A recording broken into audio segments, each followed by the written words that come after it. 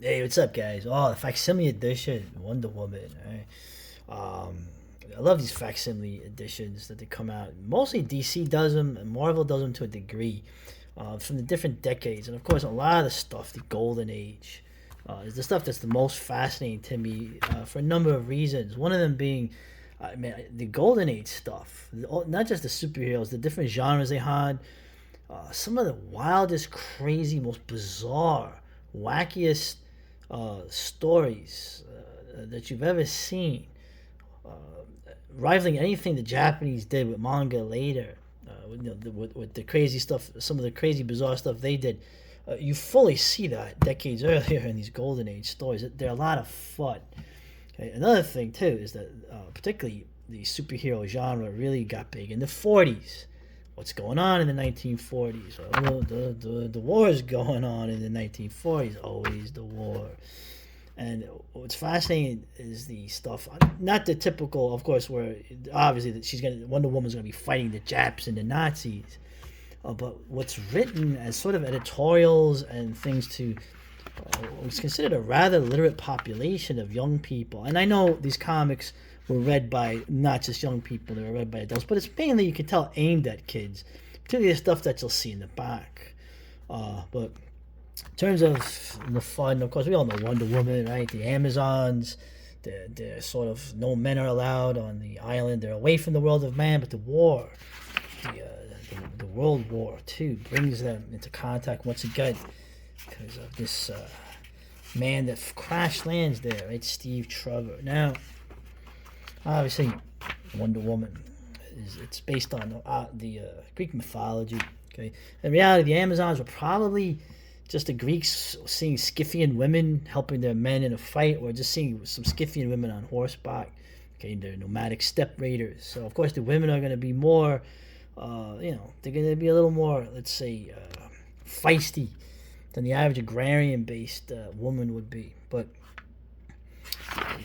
what's fascinating about Wonder Woman, and everyone, this is all common knowledge now. The creator, okay, it's not the artist. I think the artist's name is Henry Peter, but of course the writer Charles Moulton. It's a pseudonym for this man here, right? William Moulton Marston. He wasn't a typical comic book writer. He was a psychologist, apparently.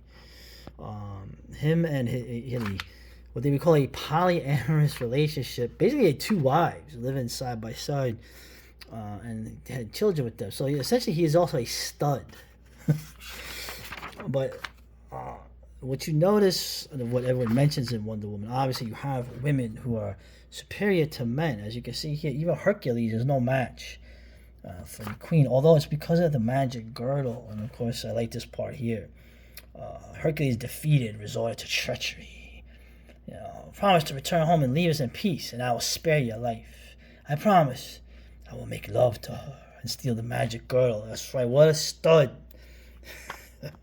He convinces her, oh, I'll take the girdle off, and then boom, now the Amazons are just regular women, and the men overpower them. Oh, treacherous men. And you can see, too, the idea of the evil masculine. Right? My men shall rule with the sword.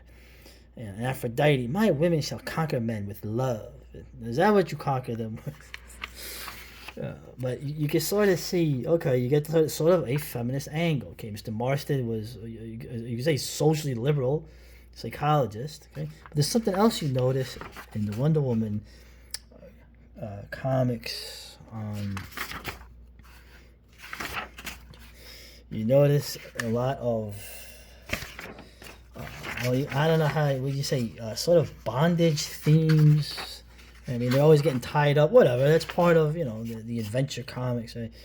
But you sort of see these wacky adventures, uh, these sort of like fetishistic elements, which normally you wouldn't recognize. I mean, yeah, okay, you get captured, you get tied up, right? But there's a little more than you see that happen a lot.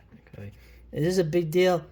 No, we're all adults, right? But the problem is, this is not aimed at adults. Okay, this is aimed at children. The man even said so himself, right? In terms of you're being a psychologist, you're dealing with propaganda. You're dealing with trying to teach the kids about these things. He even said, the idea of teaching through media, okay, the idea of submitting to a loving, feminine authority, and that the problem with the toxic masculinity and freedom is that you get wild, crazy, anarchic.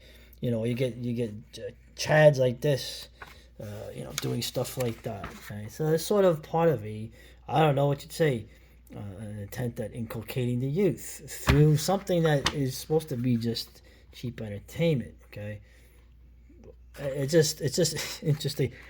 I don't really care at this point. I mean, we're so at this late date. It's a bit too long after to really care. It's funny. It's like, oh, look, did you know that Alan Scott was always that way? You didn't know that. Right now, as you see him, he's actually hiding in the closet. What's even funnier, too, is everyone forgets he had a sidekick, Doiby Dickles. And it's funny, in this story, they go into the army, right? And apparently, Alan's the buck private and Doiby's the sergeant. Of course, Doiby's like a wacky little sidekick. So, anyway, in terms of the stories, they're fun, right? There's a lot of stuff going on, a lot of word balloons, a lot of action. You only had a certain amount of pages. Okay, you had deadlines, right? You had an editor actually doing a job. You had artists actually keeping a deadline. So you had to get a lot of stuff going on. And you can say it's cluttered, but it's kind of interesting. It's a lot of fun. I mean, the wackiness, the amount of stuff you see in here is crazy. Now, of course, you also have, as you see here, right? The racism, right? Which is, the racism. It's like, Now, of course, forget it. If you ever see the old comics, they are kind of nuanced, okay? There are good Asians. Believe it or not, the Burmese, of course, the Burmese are, you have the bridge on the River Kwai going on, right? So it's the Japs that are bad, okay? And of course, then you got people that look like you. Of course, they're lower class ethnic types, right? You slant-eyed droops. I'm Mike Mulgoon of the Strong Arm Protective Agency. Yours, $5 for protection. Pay up. Oh, honorable sir, we need no protection. Oh, look, you need protection, smart guy, huh? We'll show you. But then, Steve Trevor, you lower class white ethnics, you make me sick. Get out of here. Kick you in your ass. So you see, it's a lot more nuanced. It's a lot more interesting, especially in hindsight. But isn't that always the way? Get some more interesting stories. Of course, the villain, it turned out, you're no Burmese, saying, yeah, you're a Jap spy. Oh, you're the bad ones, okay? Of course, your worst villains, they look just like you, don't they? Now, it's interesting you have the story here with the Baroness. She's already been defeated, and you can see she's in prison, right? So they tie her to the chair. Ooh. And the polygraph test. Remember I told you the guy invented they invented the polygraph machine. I know, maybe I didn't mention that earlier in the video. Marston and his wife, one of his wives, they invented the polygraph machine. So now you get to see it. But she's like, nine. This is, you swine, I have the American law forbids this. Like, you're a spy. You don't get nothing. So, oh, yeah, that's right. Get him. Fight back, Fräulein. No, but and it's interesting. You just see a lot of the people getting lassoed up, chained up. But really, it's cool. Like in the prison, she's on the surface, she's a prisoner, but she has one of the guards is actually working with her, and her secret base is underneath. And you have the most evil people ever, and her slave girl. Ay. So. Now, funny, usually even the female, of course the women, would get a redemptive arc. Even the villains, right? Like Wonder Woman, she's like, lock me up in a cell. Like, no. So she actually beats up the cops, so they can chain her up. Of course, the Baroness, a strong-willed woman. We like strong women, right? Well, but she serves the evil. So a stray bullet puts her beyond the reach of justice. Her last words, Ohio. Oh, Mutt and Jeff. Now you're going back to older comics. That's kind of cool. So in this one we have a Chiquita. Oh, she seems like the villain, but you see that she's being blackmailed by the dirty Japs. I mean, who's this? Hey Porter, where you put my suitcase? Bring it here pronto. Yes, ma'am. Suitcase coming up. Oh, because every other woman looks like her now. So once again, Mr. Marston is sort of prescient, isn't it? And it's funny. Etta Candy is her sidekick. Like Doiby Dickles was for the Green Lantern. I like that. You know, Etta, you ought to cut down on the candy. It will ruin your constitution. Nuts theory. My constitution has room for lots of amendments. That was funny. Come on, that was funny. So, whatever. These are entertaining. So, the Golden Age stuff. It's a lot of fun. And Wonder Woman, you can argue that Wonder Woman probably the best version of Wonder Woman was in the 80s, the Wolfman, George Perez version, where she's sort of more of like a naive type woman, ancient world woman, trying to, acclimate herself to this modern world. But here it's a lot more conventional. It's a lot more fun. Of course, they stopped the dastardly jobs. I like this. Well, I kept my promise. I took off 10 pounds, but I don't like it. Give me my candy. Yeah. You see it. DC already has a Rose Guy. Remember, there's a bunch of companies that have their own superheroes, and I even believe they had team-ups. But only DC really survives, along with whatever Marvel was called back then. But in terms of the comic, it's entertaining and it's fun. But now I'm just going to focus on two other things that are a lot more interesting in the context of things.